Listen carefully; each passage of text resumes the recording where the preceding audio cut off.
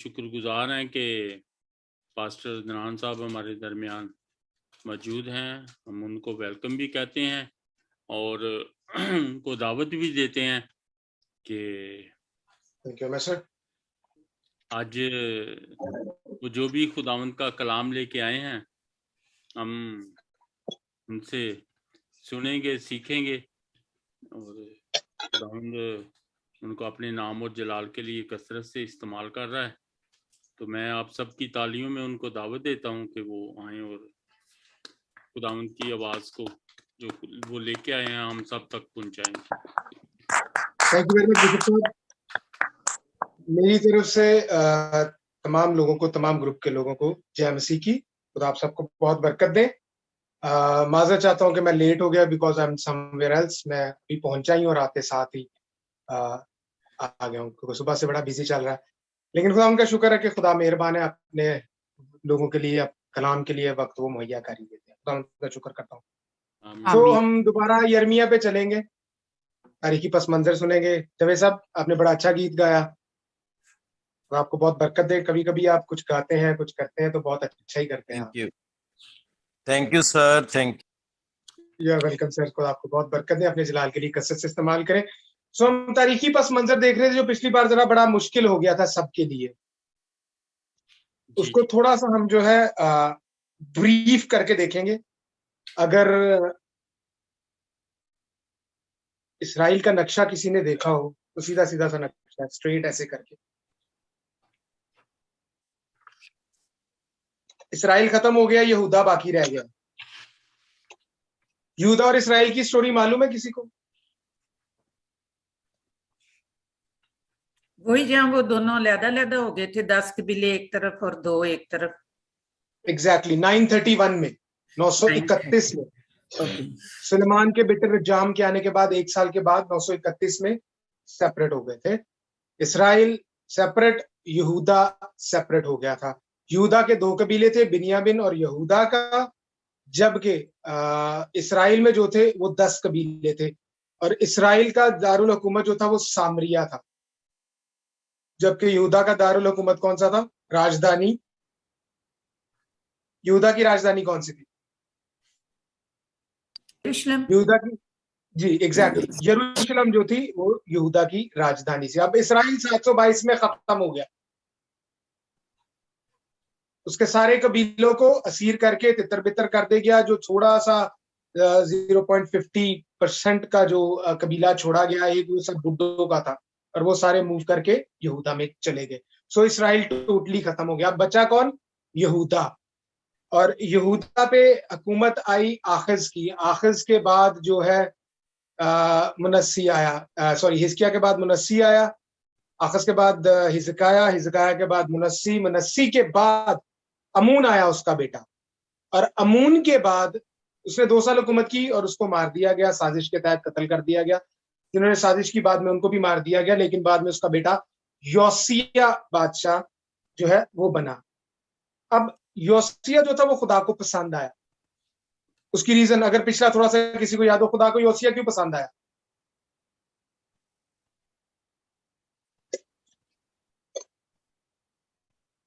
یوسیہ خدا کو اس لیے پسند آیا کہ یوسیہ نے جتنے مذبے تھے سب کو ڈھا دیا، ہیکل کی مرمت دوبارہ سے کروائی، اور اس نے وہی کام کیے جو داؤد نے کیے تھے.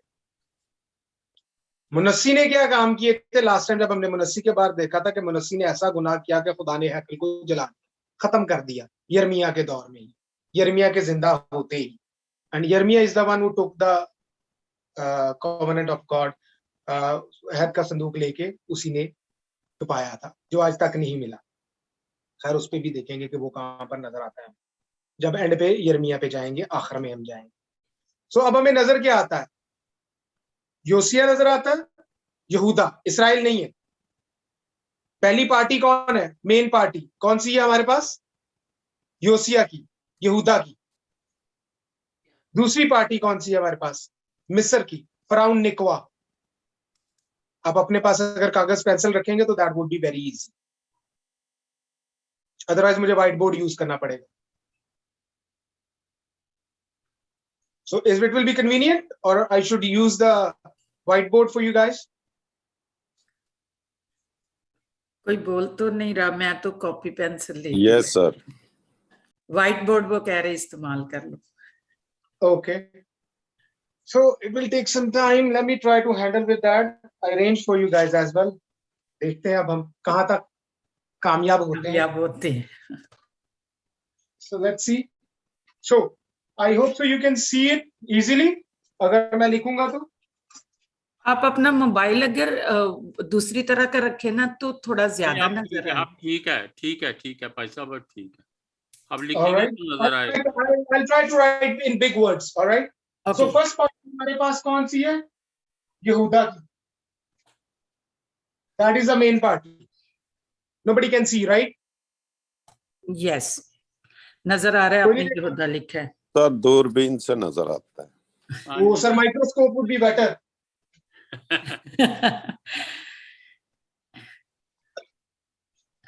Let me see. I'm gonna make it more close. Close and I hope- bit आप बड़ा लिखे. हाँ वही करूंगा sir. I'll write it in a big line. So let's see. पहली पार्टी हमारे पास कौन सी है?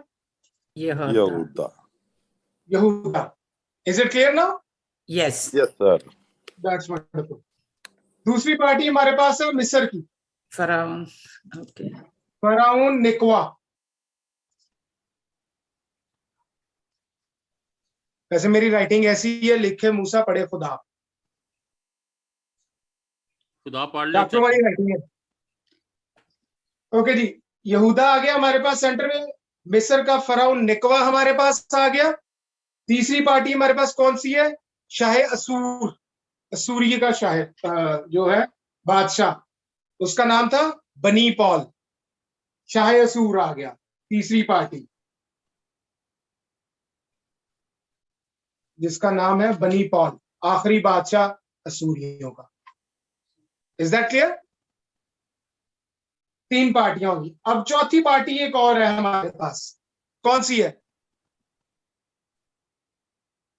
किसी को अगर याद हो? बाबल की, नबूकदनजर.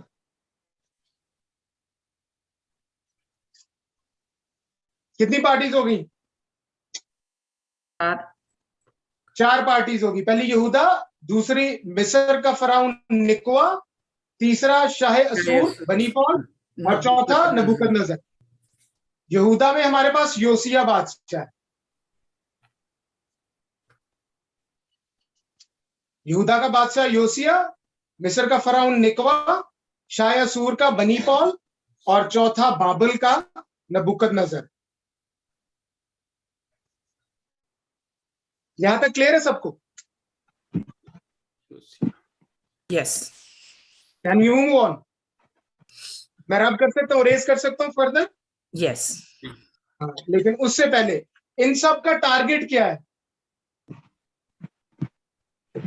इन सब का टारगेट है इस यह और यह किरकमस. किरकमस का इलाका. Okay. ठीक हो गया?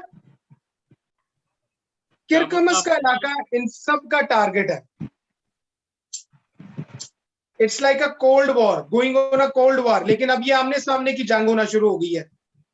योसिया चाहता है कि किरकमस का इलाका उसको मिल जाए. फराउन निकवा चाहता है किरकमस का इलाका उसके अंडर आ जाए. शाह असूर चाहता है मैं भी ये इलाका ले लूं. नबूकदनजर चाहता है मैं भी ये ले लूं. That is clear? ये चारों की जंग किस इलाके के लिए? किरकमस के लिए.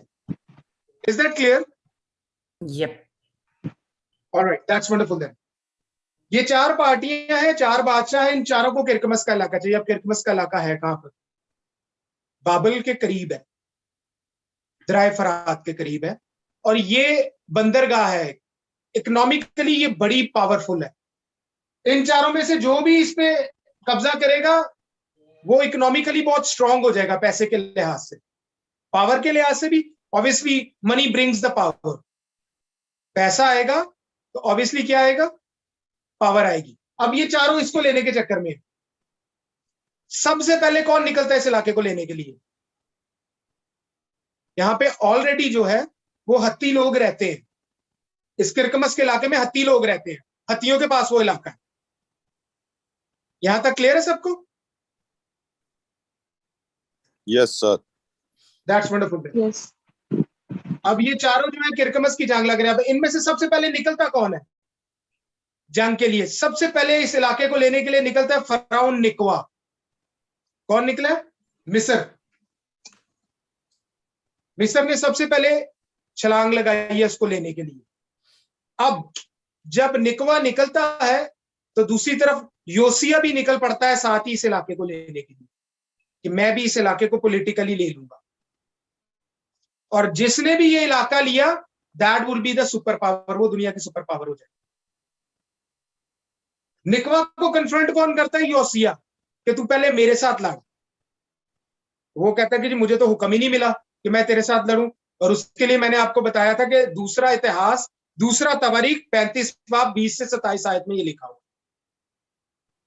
دوسری سلاطین 23 باب 29 آیت سے 34 آیت تک بھی لکھا ہوا ہے. دوسرا راجا سیکنڈ کنگز میں یہ سارا واقعہ لکھا ہوا ہے کرکمس میں. اب نکوا اس کو کہتا ہے یوسیا کو کہ تیرے خدا نے مجھے نہیں کہا کہ میں تیرے ساتھ لڑوں, مجھے کوئی اس میں اتھارٹی نہیں ملی کہ میں تیرے ساتھ لڑوں, مجھے ضرورت نہیں لڑنے کو, میرا راستہ مت روک. اور وہ اس سے نہیں لڑتا. یوسیا کے ساتھ فرعون نہیں لڑتا. سب سے پہلے پارٹی کون سی نکلی؟ مصر کی. فرعون نکوا, رائٹ. یوسیا نے کنفرنٹ کیا, اس نے کہا میں نے تیرے ساتھ نہیں لڑنا, اس نے اپنی راہ لے لی اور وہ چلا گیا. یوسیا نے کیا کیا؟ بھیس بدل کر اسوریوں کا ساتھ دیا. کس کا ساتھ دیا؟ اشور بنی پول کا. ٹھیک ہے جی. اشور بنی پول جو تھا وہ آخری بادشاہ تھا اسوریوں کا. سوریا جو ہے وہ بعد میں سیریا میں مل کے سیریا میں مرج ہو گیا. سو یہودا کا یوسیا اور شاہ اسور, یہ دونوں پارٹی ہو گئے ایک. از دیٹ کلیئر کہ نہیں؟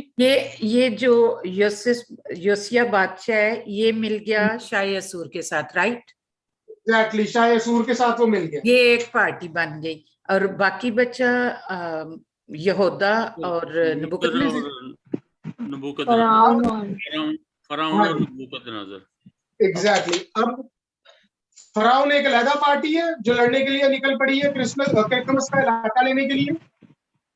یہودا کا یوسیا اور اشور بنی پول شاہ اشور کا, ان دونوں کا الحاق ہو گیا. الحاق سمجھتی ہے نا آپ کو؟ گٹھ بندھن ہو گیا ان کا. اور اس گٹھ بندھن میں وہ فرعون کے ساتھ بھی لڑیں گے اور بابلیوں کے ساتھ بھی لڑیں گے. اب یوسیا اس میں بیس بدل کے چلا جاتا ہے. وہ بیس بدل کے سوریوں کے ساتھ مل کے لڑائی کرتا ہے ہتھیوں کے حق میں. مگر ہوتا کیا ہے؟ بائبل میں لکھا ہے کہ کوئی تیر کھینچتا ہے اور مارتا ہے اور وہ یوسیا کو لگتے ہیں جاتے, اور یوسیا اس جنگ میں زخمی ہو کے مر جاتا ہے. اب اس جنگ میں کون کون شامل ہے؟ اس وقت چاروں جنگ کر رہے ہیں وہاں پر, چاروں کی لڑائی لگی ہوئی ہے آپس میں. یوسیا مر گیا, ہی از آؤٹ. اب اسور رہ گیا پلس فرعون رہ گیا. اور کس میں جنگ چل رہی ہے؟ نبوکدنضر کے اگینسٹ. یہ دونوں ایک ہے اس جنگ میں ایک طرح سے. اور جنگ کس کے خلاف چل رہی ہے؟ نبوکدنضر کے. لیکن نبوکدنضر کو خدا کی طرف سے بلیسنگ. نبوکدنضر تب کراؤن پرنس تھا. کراؤن پرنس سمجھتے ہیں نا آپ لوگ؟ یس سر. اگلا بادشاہ, جب بادشاہ مر جائے گا تو آٹومیٹکلی جو تخت ہے وہ کراؤن پرنس کو چلا جائے گا. نبوکدنضر کا باپ تھا نبوپلاسر, اس کا نام تھا نبوپلاسر. I hope you can see these things which I am writing. نظر آ رہا ہے آپ سب کو نا اسی لیے؟ یوسیا مر گیا, چلا گیا. फराउन की फौजों को नबूकदनेस्सर की फौजों ने उनकी सरहदों तक छोड़कर आए, वो यानी फराउन को भी डिफीट कर दिया उन्होंने। अब जब फराउन को शिकस्त का सामना करना पड़ा तो उसने यहूदा पर अटैक कर दिया, ठीक है? क्यों? क्योंकि नबूकदनेस्सर की फौजें असूर की तरफ निकल गई लड़ने के लिए, उन्होंने यहूदा को छोड़ दिया, कुछ नहीं कहा उस वक्त। यहां तक clear? Is that Yes. Clear? Yes, sir. That's wonderful. So यहूदा को छोड़ दिया। निकवा ने क्या किया? उस पर हमला किया। योसिया चौके मर गया था। उसके बेटे को यहूआखज को जो है बादशाह अनाउंस कर दिया उसकी फैमिली ने। थोड़ी देर के लिए, जब तक फराउन ने अटैक नहीं किया तब तक यहूदा आजाद था। क्यों? क्योंकि नबूकदनेस्सर की फौजें जो है वो लड़ रही थी असूर के साथ। किरकमस का इलाका उन्होंने ले लिया। ड्यूरिंग द वॉर, जंग के दौरान, नबूकदनेस्सर का बाप मर जाता है, निबूकदनेस्सर जिसका नाम। नबूकदनेस्सर जंग छोड़ के अपने सिपा सालार के हवाले करके खुद वो तख्त लेने के लिए चला जाता है बाबुल में वापस। वो वहां जाके बादशाह बनता है। पीछे उसकी फौजें जो है फराउन को उसके मुल्क में वापस शिकस्त दे देती हैं, उधर चले जाती हैं, और वो ऑर्डर करता है कि असूर को भी खत्म कर दो। और अशूर बनी और लास्ट बादशाह था असूर का, उनको शिकस्त हो जाती है। असूर को भी वो ले लेते हैं। अभी यहूदा आजाद है, किसी के अंडर नहीं है। फराउन निकवा अपना गुस्सा निकालता है और अटैक कर देता है। मीनवाइल जब तक यहूदा पे अटैक नहीं होता तब तक, क्योंकि योसिया मर जाता है, उसका बेटा होता है यहूआखज, उसको बादशाह बना दिया जाता है उसकी जगह। मगर उसका भी रेन जो है, बादशाह का जो सर्कल है वो चलता है, 2 साल चलता है। उसके बाद फराउन अटैक करता है यहूदा पे, कब्जा में लेता है उसको, और उसके छोटे भाई को बादशाह बना देता है, और खुद उसको यहूआखज को मिस्र में कैदी बना के ले जाता है, और यहूआखज जो है वो मिस्र में ही मरता है। एलियाकम उसका भाई होता है जिसको बादशाह बनाया जाता है। एलियाकम का नाम वो बदलकर यहूयाकीम रख देता है, जो दानियल की किताब के पहले बाप में भी मिलता है। यहूयाकीम के साल में जो पहली आयत में उस पर नजर आता है हमें यहूयाकीम। ठीक हो गया? सो वो बादशाह बन जाता है। तो दूसरा सलातीन 23-34 में ये ऑलरेडी इन चीजों का सारों का जिक्र है, आप वहां से स्टडी कर सकते हैं। सो हुआ क्या? उधर से मिस्र को भी शिकस्त हो गई, असूर को भी शिकस्त हो गई, और योसिया की जगह यहूयाकीम को बादशाह बना देगा, एलियाकीम को बादशाह बना देगा, और मिस्र ने जजिया लगा दिया, लगान लगा दिया यहूदा के ऊपर। यहां तक क्लियर है सबको? जी जी sir. Alright, that's wonderful. So नबूकदनेस्सर बादशाह बन गया। बाय द वे हम चल के आगे देखेंगे कि नबूकदनेस्सर को खुदा अपना मंसूबी कहते हैं, अपना खादम भी कहते हैं उसको। नबूकदनेस्सर ने असूर को भी शिकस्त दे दी, फराउन को भी शिकस्त दे दी, और फराउन ने यहूदा पे कब्जा कर लिया और लगान लगा। उसके बाद फिर दोबारा जब सारी चीजें सेटल डाउन होगी, नबूकदनेस्सर ने अपना सारा कुछ सेटल डाउन कर लिया, बादशाह बन गया, तख्त ले लिया उसने, फिर बाद में उसने यहूदा पर हमला करवाया, और हमला करवाकर फिर उसने जो है कब्जा कर लिया यहूदा पे, और मिस्र का जोर नहीं चल सका। यहां तक हम लोग क्लियर है? Are we clear with that? Yes. Any ambiguity or any question you can ask, it's free to ask. अगर नहीं, आई होप या तो समझ में आ गया या नहीं आया। आई शुड बी यहूयाकीम जो था वो 22वां राजा था यहूदा का। कौन सर? 22वां। यहूयाकीम। यहूयाकीम, okay. I didn't count that, to be very honest, मैंने भी काउंट नहीं किया। ये 22वां। थैंक्स प्रवेश भाई इंफॉर्मेशन के लिए। मैं डेफिनेटली अपने पास भी नोट करता हूँ, ऑब्वियसली।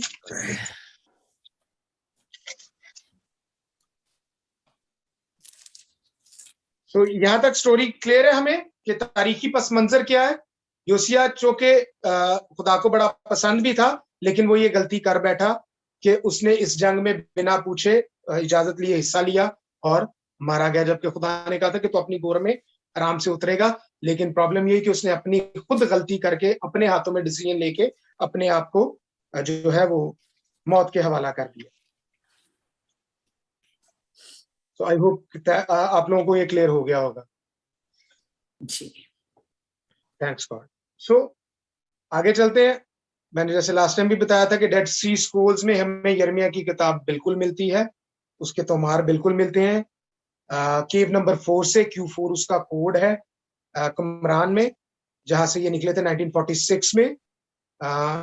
ये डिस्कवर हुए थे सारे। अभी मैंने लास्ट टाइम भी बताया था कि आपको पुराना अहदनामा सारा मिला है सिवाय आस्तर की किताब में, जिसके लिए थियोलॉजियंस या सारे कदीमा के लोग ये कहते हैं, आर्कियोलॉजिस्ट ये कहते हैं कि हम अभी तक दोबारा और जो है वो कर रहे हैं खुदाई, हो सकता है कि लेटर ऑन हमें वो भी मिल जाए।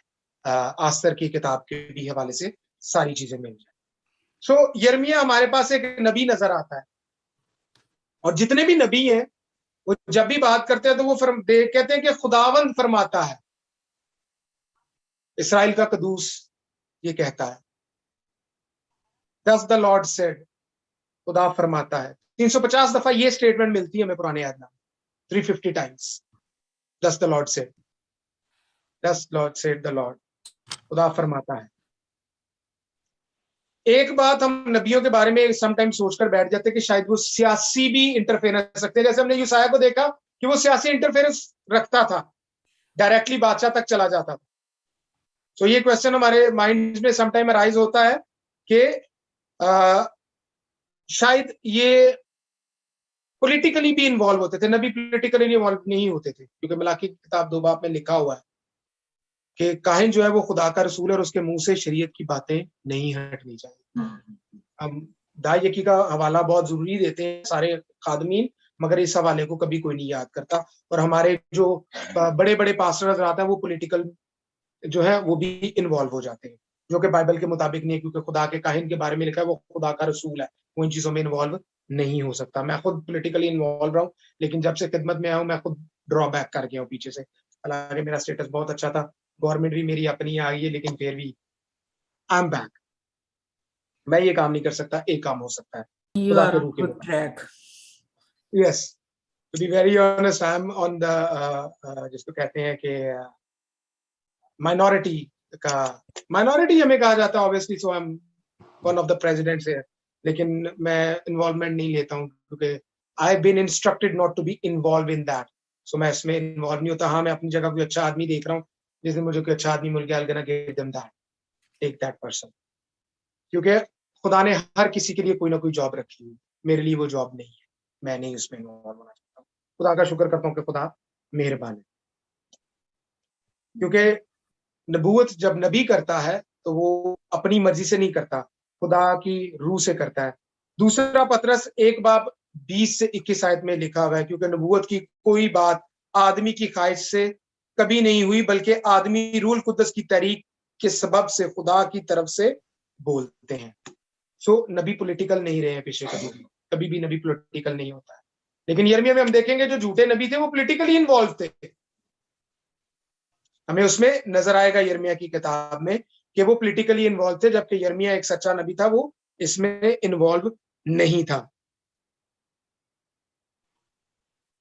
अब इसमें एक एक्सप्रेशन नजर आता है कि यिर्मयाह कहता है कि मैंने कलाम को नोश किया, नोश मीन्स खाया। यिर्मयाह 15 बाब 16 आयत में लिखा है मैं वो कलाम को नोश करता है।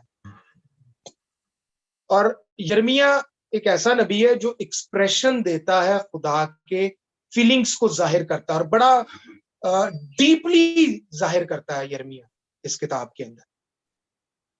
यशायाह अपनी जगह करता था, मगर यिर्मयाह जो है वो इवन तो खुदा का दुख भी दिखाता है अपने अंदर, प्रैक्टिकलिटी में वो दिखाता है कि खुदा किस तरह से सोच रहे हैं, लेकिन उसकी कुछ सुनता नहीं था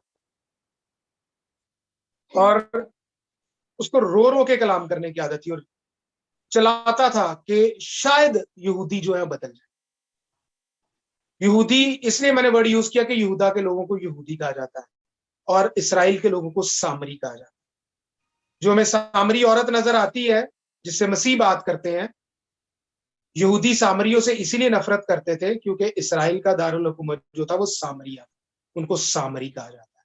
वो इसलिए नफरत करते थे क्योंकि वो यहूदा से अलहदा हो गए और 722 में वो खत्म हो गए थे, उनके कबीले बेसिकली तितर बितर हो गए थे, लेकिन यहूदा एग्जिस्ट करता था। यहूदा टिल द एंड एग्जिस्ट किया है, यर्मिया के मरने के बाद भी, हैकल के जलने के बाद भी, जब दोबारा रीबिल्ड किया गया तो यरूशलेम को ही रीबिल्ड किया गया, जैसे अजरा करता है, नेहमिया करता है, वो रीबिल्ड करते हैं तो उसी को करते हैं। इसलिए यहूदी वहां पर हमें नजर आते हैं। यहां तक किसी को कोई क्वेश्चन? अब नहीं, उस दिन से आज नबी बहुत बेहतर समझ में आया। दैट्स वंडरफुल, खुदा उनका शुक्र करते हैं। आज थोड़ा हिस्ट्री हमेशा थोड़ी जो है ना वो जरा टफ होती है समटाइम्स, जब आपका ज्यादा ना उसमें लगे। एनीहो, सो खुदा दुख करता है इंसान के लिए। दुख इसलिए करता है कि वो खुदा की राहों से, हुक्मों से हट गया, क्योंकि इसराइल जो था, यानी याकूब का घराना जो था, वो रोल मॉडल था। They were like a priest for all nations, सारी नेशंस के लिए वो प्रीस्ट थे। और खुदा दुख करता है और वो मोहब्बत करता है और वो कहता है कि ये शायद वापस लौट आए, मगर वो नहीं आती। अब खुदा ने अहदो पैमान भी किए हुए हैं। अहदो पैमान हमें इब्राहिम के साथ नजर आता है, अहद नजर आता है, जिसमें वो एक सिंबल देता है। खुदा सिंबल देते हैं कि अगर मैं तुम्हें सारी बरकत दूंगा, जमीन भी दूंगा, सारी बरकतें दूंगा। और उस अहद का निशान क्या था? Anybody knows? उस अहद का निशान था सरकमसियन, यानी कि खतना। उस अहद का निशान था। वहां पे पैदाइश में लिखा हुआ है कि ये मेरे अहद का निशान होगा। Let me bring out that verse. इत्तफाकन वही खोला है। 17 बाप है और उसकी 11 में देखा, और तुम अपने बदन की खलड़ी का खतना किया करना, और ये उस अहद का निशान होगा जो मेरे और तुम्हारे दरमियान है। तुम्हारे यहाँ पुष्ट दर पुष्ट हर लड़के का खतना जब वो 8 रोज का वो किया जाए। तो अहद का निशान दिया गया।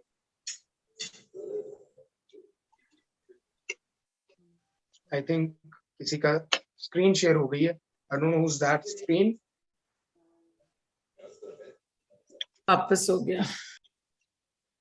सो जितने अहदो पैमान किए गए थे, नबी का काम होता था कि वो अहदो पैमान दोबारा याद दिलाए यहूदियों को, खुदा की कौम को दोबारा वो सारे अहदो पैमान याद दिलाए। जैसे दाऊद के साथ खुदा ने दूसरे सैमुएल में वादा किया, वो भी वादे याद दिलवाए कि खुदा ने तुम लोगों के साथ वादे किए हुए हैं कि अगर तुम मेरे हुक्मों पे अमल करोगे तो तुम्हें मैं बरकत दूंगा। क्यों? क्योंकि तुम खुदा को रिप्रेजेंट करते हो, खुदा के काहिन हो, कौमों के लिए बरकत का बाइस हो, कौमों के लिए। मगर इसराइली हमेशा इसमें फेल हो जाते थे। और नबी का काम होता था, अहदो पैमान याद लाजिम करवाता था वो, लेकिन उसमें दूसरी बात ये होती थी कि वो याद दिलवाता था कि तुमने खुदा का हुक्म तोड़ा है। नबी का काम तो वो याद दिलवाता था कि जो रूल, सेट ऑफ रूल्स खुदा ने दिया था, जो शरा दी थी आपको, शरीयत दी थी, मॉरल लॉ दिया था आपको, वो आपने तोड़ दिया। मॉरल लॉ जो खुदा ने दिया था 10 कमांडमेंट्स का, वो तोड़ दिया। और हमेशा जो कमांडमेंट तोड़ा जाता था इसराइलियों की तरफ से, याकूब के घराने से, कॉमनली वो क्या होता था? अगर किसी को थोड़ा आइडिया अब तक होना तो चाहिए। बुत प्रस्ती।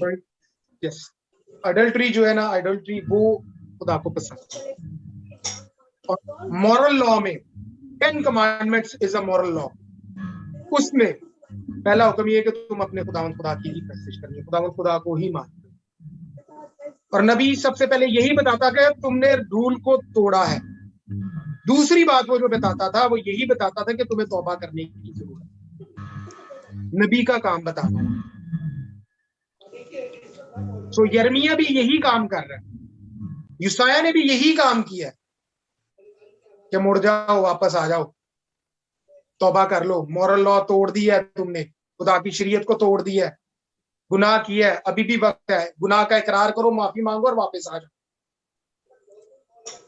खुदा क्या कहते हैं 43 बाप में यूसाया की कि मैं अपने नाम की खातिर से तुम्हारे गुनाहों को मिटा देता हूं और तुम्हारी खताओं को याद नहीं करता। सो नबी का काम होता था कि अहदो पैमान याद दिलवाना, रूल तोड़ा है, गुनाह किया है, दूसरा काम। तीसरा काम कि तौबा कर लो, ज्यादा अच्छा है। तीसरी बात کہ وہ عہد میں بتاتا تھا کہ خدا نے خود کہا ہے اگر تم کبھی گر بھی جاؤ تو میں تمہیں بحال کر دوں گا، لیکن سزا ضرور دوں گا. اور سزا کیا ہے؟ ہمیشہ خدا کہتے ہیں میں جان بھی لوں گا، اسیری میں بھی بھیجوں گا، تتر بتر بھی کروں گا، لیکن بعد میں تمہیں اکٹھا بھی کر دوں گا. جیسے ہم نے یسایہ میں دیکھا کہ خدا کہتا ہے ریمننٹس کو کہ میں باقیوں کو واپس لے آؤں گا. شار یشوف یسایہ کے بیٹے کا نام تھا. شار کا مطلب باقی، یشوف کا مطلب واپس لے آنا، باقیوں کو واپس لے آنا. اس کے نام کا مطلب ہی یہ تھا. اور خدا ہمیشہ واپس لے کے آتے ہیں. یہ نبی کے کام بتا رہا ہوں کہ نبی یہ کام کرتے ہیں، یہ کام نبیوں کا ہے. وی شوڈ نو دیٹ کہ نبیوں کی جاب کیا تھی. یہ نبیوں کی جاب تھی، یہ اس کا چوتھا کام تھا نبی کا جو وہ بتاتا تھا، اور وہ کرتے تھے. یسایہ نے بھی یہی کچھ کیا، یرمیہ نے بھی یہ کچھ کیا. پھر نبی لازم بتاتا تھا کہ تمہیں سزا ملنی ہے. سزا کی ڈیکلیریشن بھی وہ بتا دیتا تھا کہ خدا نے یہ سزا دینی ہے تمہیں. بٹ وہ شفیق باپ بھی ہے. جیسے میں سیمول میں نظر آتا ہے کہ خدا کہتے ہیں کہ بھئی ان کو بادشاہ میں ساؤل دے دوں گا، ان کو پسند نہیں اگر میں ان کا بادشاہ رہوں تو کوئی بات نہیں. اس میں خدا کہتے ہیں کہ میں تمہارا بادشاہ ہوں، میں تمہارا باپ ہوں. سو خدا کی ججمنٹ جو ہے وہ نبی ڈکلیئر کرتا تھا. نبی کا اور کاہن کا کیا کام ہوتا ہے؟ کوئکلی کوئی آنسر کر دے. نبی کا کیا کام ہے، کاہن کا کیا کام؟ نبی کا کام نبوت کرنا. اوکے. اور واٹ ا پریسٹ اور جاجک یا کاہن کیا کرتے؟ کاہن کلیسیا کی رہنمائی کرتے ہیں. اوکے. Any one else? کوئی اور اس کے علاوہ آنسر کرنا چاہے؟ بردر کائن جاجک کو بولتے ہیں. جی جاجک. ہاں جی، او دا کام بھیٹ لینا ایسا کچھ میرے کو لگ رہا ہے. Okay, thank you very much sister. جو بھیٹ چڑھاتا تھا. اس کے علاوہ اگر کوئی سوری شریعت میں تو کاہن کا کام تھا کہ وہ جو ہے کلیسیا کے لیے قربانی کا جو مذبح بناتا تھا اور قربانی کے لیے لے کر آتے تھے. Sister thank you very much sister, that's wonderful, that's wonderful. بالکل کاہن کا ایک کام یہ بھی ہے. میں صحیح کہنا ہوں نا، یا تو سانو سمجھ آئیے یا سانو بالکل نہیں سمجھ آئی. سو یسایہ میں ہم اس بات کو ڈسکس کر چکے ہیں. Thank you very much for the contribution. Views آپ نے اپنے دیے، خدا آپ سب کو بڑی برکت دے. And that was a very wonderful contribution by the way. I like that. خدا آپ کو برکت دے اس معاملے میں. میں یہ نہیں کہتا کہ مجھے ہی سارا کچھ پتا ہے، بٹ دیٹس ونڈرفل کہ آپ کے پاس آئیڈیاز ہیں، آپ کے پاس ویوز ہیں، آپ کچھ انڈرسٹینڈ کرتے ہیں. نبی جو ہوتا ہے وہ خدا کا پیغام انسانوں تک پہنچاتا ہے، کیونکہ خدا ہر انسان سے بات نہیں کرتا، چنندہ لوگ ہیں خدا. کاہن کا کام ہوتا ہے ہماری دعائیں، جیسا کہ بہن نے کہا کہ ہماری بیٹے جو ہیں، ہماری قربانیاں جو ہیں کاہن لے کے جاتے تھے پہلے. آج کے دور میں کاہن جو ہیں، جو پریسٹ ہے، وہ ہماری دعائیں خدا کے حضور لے کر جاتے ہیں. Is that clear guys? Yes. That's wonderful. So کاہن جو ہے وہ ہماری زندگی میں، نبی جو ہے وہ اس طرح سے کام کرتے ہیں. نبی کا کام ہوتا ہے عہد کو یاد دلوانا. نبی کا کام ہوتا ہے یہ بتانا کہ تم نے رول توڑا ہے خدا کی ہدایت کے مطابق. نبی کا کام ہے کہ وہ بتاتا ہے کہ توبہ کا وقت ہے، توبہ کر لو. نبی کا کام ہے وہ بتاتا ہے کہ خدا جج کرے گا، سزا دے گا، کیونکہ وہ جج ہے اور وہ کرتا ہے. یسایہ میں بھی انیشل میں شروع میں ہی دیکھتے تھے کہ خدا غضبناک نظر آتے ہیں، فیصلہ کرتے ہوئے نظر آتے ہیں، عدالت کرتے ہوئے نظر آتے ہیں. اور یرمیہ میں بھی ایسے ہی ہے. سو نبی کا کام جو ہے وہ یہ ہے کہ وہ بتائے، خدا کی ججمنٹ بتائے، اور بعد میں وہ دلاسا بھی دیتا ہے، کیونکہ خدا باپ بھی ہے. وہ شفیق باپ ہے، رحیم و کریم باپ ہے. لاسٹ ٹائم بھی میں آپ لوگوں کو بتا چکا ہوں کہ ایلیا کو بھی خدا نے یہی سکھایا تھا کہ میں رحیم اور شفیق باپ ہوں، محبت اور پیار سے بڑا ہوا خدا ہوں. میں سزا دینا پسند نہیں کرتا، میں رحم کرنا پسند کرتا. موسیٰ بھی اسی لیے خدا کو کہتا ہے کہ اس فرشتے کا تو نے ہمارے ساتھ لگایا، بہت اچھی بات ہے، لیکن میں تیری منت کرتا ہوں کہ these Peoples are stuff neck people, یہ گردن کش قوم ہے. سو میں منت کرتا ہوں کہ تو خود ہمارے ساتھ آ. फरिश्ता बनाया, क्योंकि खुदा ने कहा था ये फरिश्ता, मेरा फरिश्ता तुम्हारे आगे जाएगा, ख्याल रखना, गुनाह ना करना, अगर उसकी नाफरमानी की वो माफी नहीं देगी। एंड ओल्ड टेस्टामेंट, पुराने नेम में अगर हम देखते तो खुदा का फरिश्ता जो है वो यीशु है। बाइबल उत्पत्ति से लेकर, पैदाइश से लेकर मकाशफा तक, प्रकाश की पोथी तक डिस्क्राइब जीसस, वो यीशु को ही बयान करते। सो टिल नाउ किसी का कोई क्वेश्चन नबी के काम से हवाले से भी, या पीछे तारीखी पस मंजर, ऐतिहासिक व्यू के भी अगर मुताबिक अगर किसी के पास कोई क्वेश्चन है या समझ नहीं आई, you can ask freely.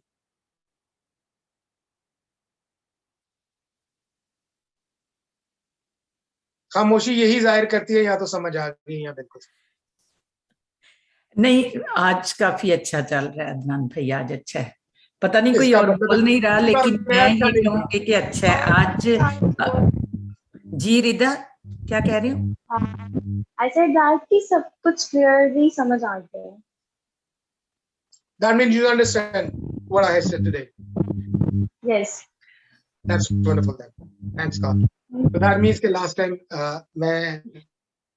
I should think last time भला क्या था, जैसे खुश्क नवाला डाल लेना तो वो हलक से नीचे ही नहीं उतरता। That's तो वो मेरी mistake है, क्योंकि मैं ये समझ रहा था कि जिस तरह से मुझे समझ आया everyone can understand these things. No. तो मेरी that was my bad, मेरी mistake है वो। मैं आज जरा accept पानी करता भी हूँ। साथ है तो अच्छा निकल रहा है। Thank you very much. खुदा का शुक्र है कि आप लोगों को समझ आई है. So if you guys have any question, we can ask this question after the session. Live session के बाद हम question answer कर सकते हैं. From my side, I'm done. तो आप सबको बरकत दे. अगर question नहीं है, I hope कि आपको समझ आया. खुदा उनका शुक्र है, सबको समझ आया होगा. खुदा आप सबको बहुत बरकत. Thank you. Over to you, Bishop साहब.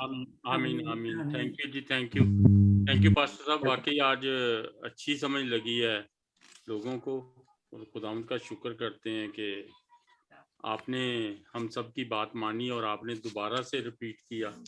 खुदा उनका शुक्र करते हैं वेलकम सर. और बड़ी सादगी से आज बयान किया आपने। थैंक यू, खुदावंद आपको बरकत दे। तो आए हम अपने सरों को झुकाएंगे, अपनी आंखों को बंद करेंगे और दुआ मांगेंगे। तो जुएद साहब, आप रेडी हैं प्रेयर करने के लिए? जी क्यों नहीं। जी सर, जी सर। शुक्रगुजारी की, कलाम की शुक्रगुजारी की दुआ करें। Praise the Lord, hallelujah. बाप और बेटे और रूह कुद्स के नाम से आमीन। ए बहरोबर के खालिक और मालिक, हमारे आसमानी पिता, दिल की अथाह गहराइयों से तेरा शुक्र करते हैं आज के इस कलाम के लिए जो तूने हमारी जिंदगियों में बख्शा है। प्यारे खुदावन खुदा, जिस अच्छे अंदाज से आज भाई अदनान ने समझाया है, तेरे कलाम को खोला है, तेरे कलाम के इलाही भेदों को खोला है, तू और ज़्यादा बरकत देना। और प्यारे खुदावन खुदा, इनकी फहम फरासत में इजाफ़ा करना, इनकी दानिशमंदी में इजाफ़ा करना, ताकि ये इसी तरह तेरे मुकाशफा को खोलते रहें और लोगों तक पहुंचाते रहें।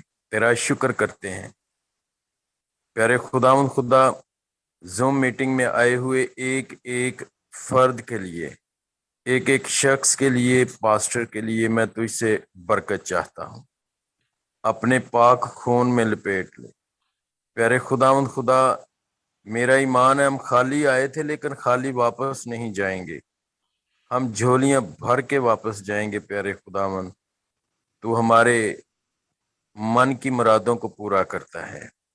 प्यारे खुदावंद खुदा, दुआ करते हैं, शुक्र करते हैं बिशप साहब के लिए, बाजी कैथरीन के लिए, निका, दाऊद, हारून और जोशुआ के लिए, कि प्यारे खुदावंद जो ये जूम मीटिंग मुनक्कद करते हैं, अरेंज करते हैं, जिनके वसीले से तेरा कलाम पूरी दुनिया में फैल जाता है, फैल रहा है। प्यारे खुदावंद, इन्हें बहुत ज़्यादा बरकत से माला माल कर, ताकि ये इसी तरह, इसी जोश और जज्बे के साथ तेरे कलाम को पूरी दुनिया में फैलाने का वसीला बने। प्यारे खुदावंद, इस जूम मीटिंग में अगर कोई किसी ने कोई प्रेयर रिक्वेस्ट भेजी है तो प्यारे खुदावंद वो तू कबूल करना, اگر کوئی بیمار ہے اور میری آواز کو سن رہا ہے یوٹیوب پہ یا فیس بک پہ، تو پیارے خداوند فی الفور اسے تندرستی عطا کرنا۔ اگر کوئی پیارے خداوند خدا دکھ درد تکلیف میں ہے تو فی الفور اس کا دکھ درد تکلیف ختم ہو جائے۔ اگر کوئی بدرو گرفت ہے تو میں تیرے دیے ہوئے اختیار سے یسوع نام سے اس بدرو کو جھڑک دیتا ہوں اور وہ اس بدن کو چھوڑ دے اور بدن کو فی الفور آزاد کر دے۔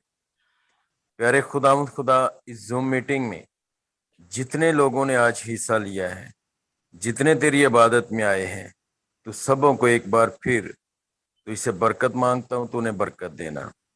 جن لوگوں نے پرستش میں حصہ لیا پیارے خداوند، تو ان کی پرستش کو بھی قبول کرنا اور انہیں بڑی برکت دینا۔ پیارے خداوند خدا ایک دفعہ پھر میں ان سب لوگوں کو جو اس زوم میٹنگ میں آئے ہوئے ہیں نام بنام بڑی برکت دینا، برکت پہ برکت دینا آج کی عبادت کے وسیلہ سے یسوع مسیح ناصری کا نام لے کر مانگتے ہیں، ایمین ایمین۔ اے ہم خداوند کی سکھائی ہوئی دعا میں شریک ہوں۔ اے ہمارے باپ تو جو آسمان پر ہے، تیرا نام پاک مانا جائے، تیری بادشاہی آئے، تیری مرضی جیسے آسمان پر پوری ہوتی ہے زمین پر بھی ہو۔ ہمیں روز کی روٹی آج ہمیں بخش دے، جس طرح ہم اپنے قرض داروں کو معاف کرتے ہیں، تو بھی ہمارے قرض ہم معاف کر، ہمیں آزمائش میں نہ لا بلکہ برائی سے بچا، کیونکہ بادشاہی قدرت جلال ہمیشہ تیرے ہیں، آمین۔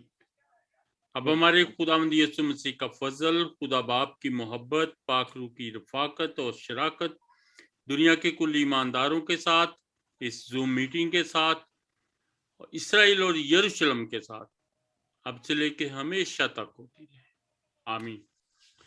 خداوند میں آپ سب کی سلامتی ہو جی، خداوند آپ سب کو برکت دے، میری طرف سے آپ سب کو سلام۔